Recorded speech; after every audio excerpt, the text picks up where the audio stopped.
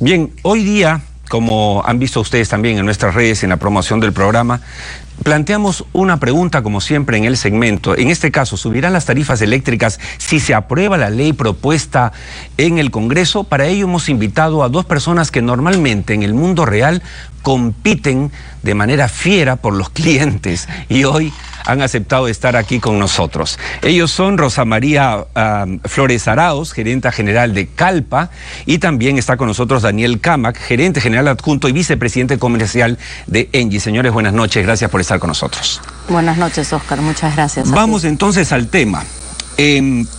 Claro, hemos escuchado en los últimos días ya al parlamentario que propuso la ley, algunas otras personas, y queríamos tener a quienes se supone van a ser los afectados.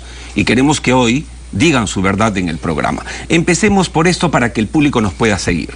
¿Cómo se estructura, Rosa María, cómo se estructura la tarifa eléctrica que aparece en nuestros recibos hoy? Y para eso tenemos un cuadro además que va a graficarlo. Muchas gracias. Por favor.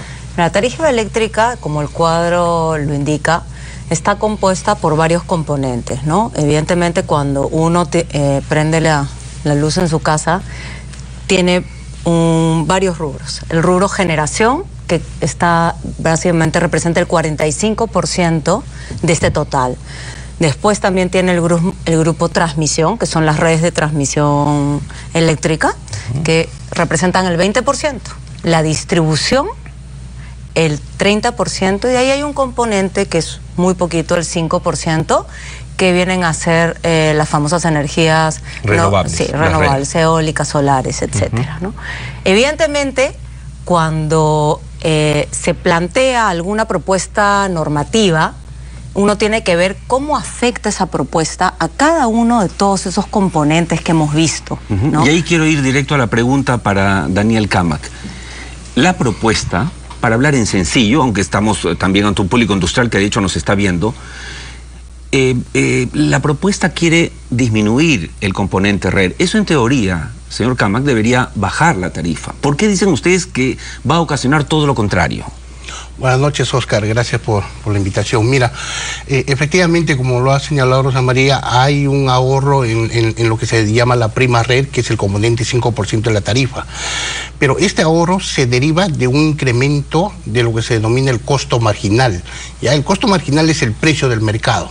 Es el precio que se define cada 15 minutos y que depende fundamentalmente de la oferta y la demanda. Entonces, conforme varía la oferta y la demanda en el mercado, se va estableciendo un precio de cada 15 minutos. Si ese precio sube, la tarifa que paga el consumidor por esa componente red, obviamente disminuye. Entonces, ahí tiene un beneficio, ¿ya? Que, digamos, en contraste con el perjuicio que tiene esa misma subida del costo marginal, lo que hace es subir el precio de energía. La componente energía que Rosa María se refirió, que es un 45% de recibo. Entonces te bajan en la componente de 5%, pero te suben en la componente 45%. ¿Ya? O sea, en general, para el consumidor final le resulta en un perjuicio, increíblemente, a pesar que una buena voluntad de querer reducir la tarifa con el proyecto, pero le reduces, le incrementas, digamos, en un 10% su tarifa final. ¿Ya? Ahora, esto obviamente tiene un efecto, no es un efecto inmediato, esto es paulatino. ¿Por qué? Porque ¿cómo se refleja eso finalmente en las tarifas? ¿Ya? Cada vez que alguien contrata, ya va a tener una nueva señal de precios, porque obviamente los generadores, si le subes el precio en el mercado, que es tu referencia, vas a querer vender por encima de ese precio de referencia, ¿no? Que es el que se está mostrando en este momento en la lámina. Ese costo marginal actual está en cierto nivel, y con este proyecto de ley se le va a adicionar $15 más aproximadamente por cada megavatio hora. Ese incremento va a hacer que cada propuesta de precios para cualquier nuevo contrato, ya sea con cualquier tipo de clientes, inclusive regulado, ¿no? Porque los distribuidores son los que compran para los usuarios domésticos. Entonces, cada compra que haga nueva el distribuidor va a tener ese incremento. Ahí quiero preguntarle a Rosa María Flores Arauz.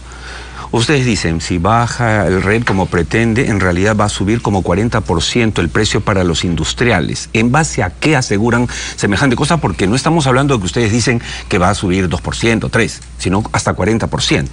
Por supuesto, mira. Y eso preocupa a toda la industria minera y a todos los industriales, obviamente. Este es un tema muy simple y directo. Cuando sube el precio de la materia prima, obviamente el producto sube. Y acá lo que va a impactar este proyecto de ley es justamente en los costos variables del gas. Sube la materia prima, sube el componente de generación y todos los contratos que se han firmado con los clientes industriales, con los comercios en general, incluso con los clientes mineros, tienen distintos periodos de vencimiento y hay un montón de contratos que vencen en estos momentos y que vencen en los siguientes años, porque algunos no firman contratos de muy largo plazo, sino firman contratos de 3, 4 y 5 años. Entonces, cuando los renueven, los van a renovar a precios mucho más altos. Ahora, hay que precisar a los amigos televidentes que por un lado están los, digamos, el servicio domiciliario, la tarifa que pagamos todos en casa y que solamente nos permite trabajar con un solo distribuidor, ¿no es cierto?, según la zona que uno vive, pero en el caso de la generación estamos hablando de un mercado libre, donde hay una negociación permanente con las empresas y las industrias. Si es así, ¿qué fija ese? Porque lo que sugiere la propuesta es que el precio spot como que no es muy claro, transparente. ¿Cuál es la realidad de ese mercado, señor Camac? Mira, lo que sucede, cuando un generador produce electricidad, sí, tiene la opción de vender en el mercado mayorista, que le llamamos, a ese precio spot que señalaba hace un momento, o si quiere mejorar sus ingresos, lo que hace es vender en contratos más estables por meses, por años, ¿no?, dependiendo de lo que cada cliente requiera, ¿no? Si un distribuidor compra por varios años, algunos clientes industriales compran por menos años, algunas empresas mineras compran por más largo plazo, entonces eso lo decide cada consumidor, ¿ya? Entonces, dependiendo de ese tipo de contratación, obviamente, si tú subes el precio del mercado mayorista, sube automáticamente cualquier nueva propuesta, como lo había señalado.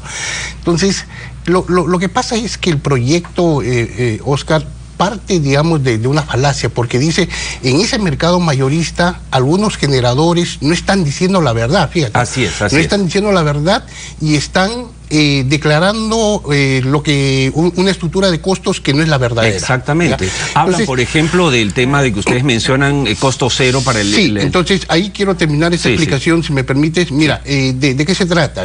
Lo que la ley dice es que lo que se declaran en ese mercado mayorista es el costo variable, ¿ya? Y algunos generadores ahora han interpretado que a ese costo variable hay que incorporarle costo fijo.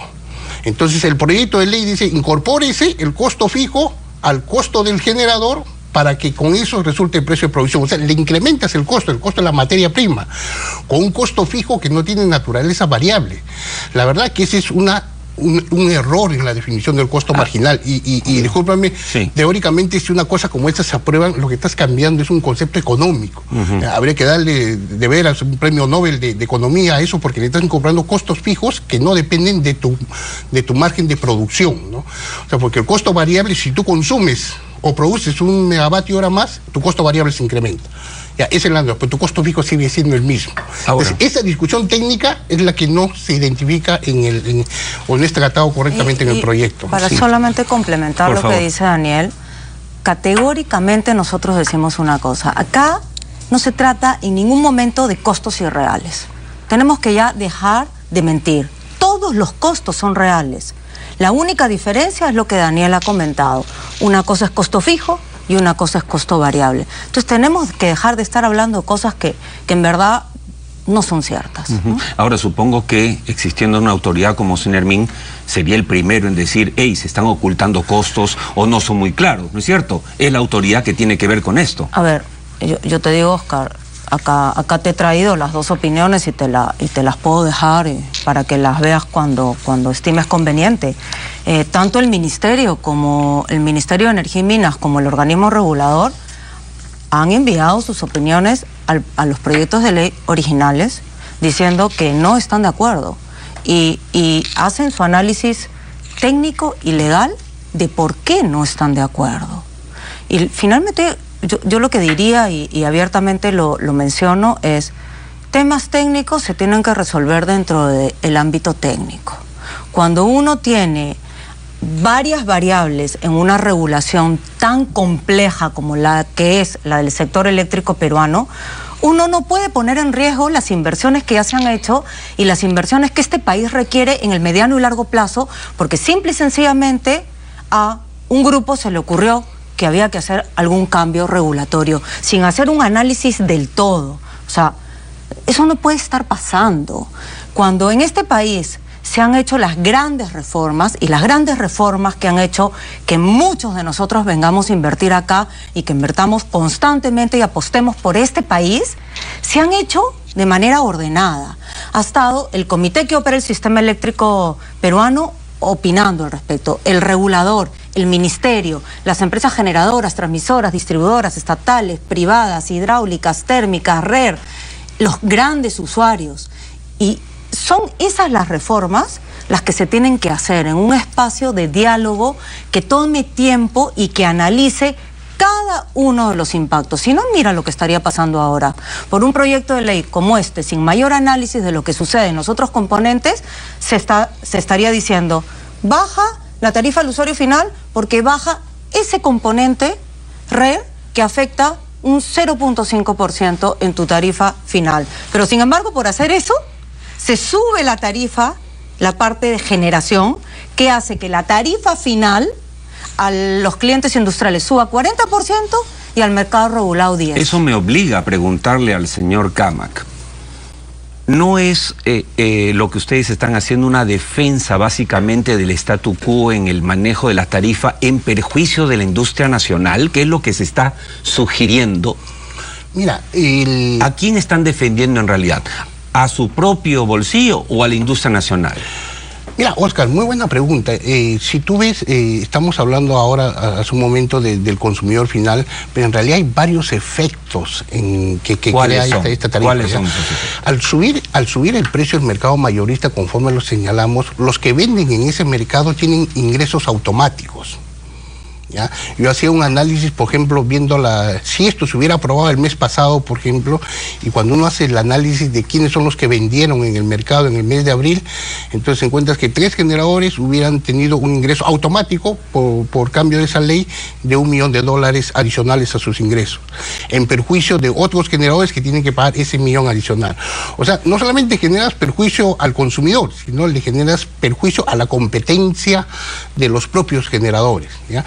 Y mira, hay un efecto adicional. Pero no está usted respondiendo a mi pregunta, porque eso sigue siendo ustedes un grupo de generadores versus otros generadores que se podrían beneficiar con esa ley. ¿En realidad se trata de eso o se trata de defender a la industria nacional que tiene que ser competitiva, a la minería peruana? O sea, ¿ellos se sienten afectados? ¿Se sienten amenazados por este proyecto de ley? La regulación que nosotros utilizamos, que hoy día se utiliza en el sector, proviene desde el año 92. Lo único que nosotros buscamos es que se mantengan los criterios económicos con los cuales se han realizado las inversiones, con las cuales se definen los precios en el mercado. Lo que no se puede hacer es una alteración arbitraria de estos conceptos económicos. Eso es lo que estamos defendiendo.